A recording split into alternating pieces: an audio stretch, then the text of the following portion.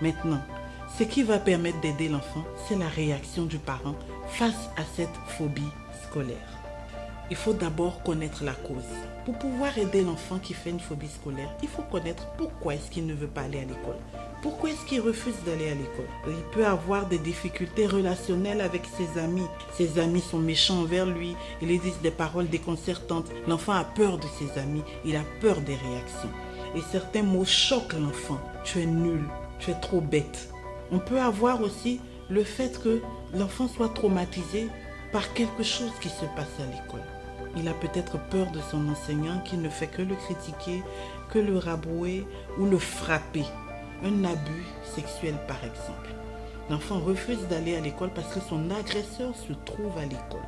Qu'est-ce qui fait qu'il refuse? Est-ce qu'il comprend les apprentissages? A-t-il peur de l'enseignant ou de l'enseignante? A-t-il peur de ses amis? Est-ce qu'il se sent différent? Il peut avoir un problème de dys. La dyslexie, je le rappelle, c'est la difficulté à lire. Quand on dit à l'enfant « lis tel test », il a peur, l'angoisse monte, il n'arrive pas à lire, il se trompe. Les autres se moquent de lui. La maîtresse ou le maître le rabroue ou bien le frappe. Si vous n'écoutez pas pourquoi, vous ne cherchez pas à savoir pourquoi est-ce qu'il fuit l'école, vous allez le frapper et comme je l'ai dit, vous le traumatisez davantage. Il aura peur d'aller à l'école et il aura peur de rester à la maison. Et tout ça, ça génère de la phobie scolaire. Écoutez votre enfant.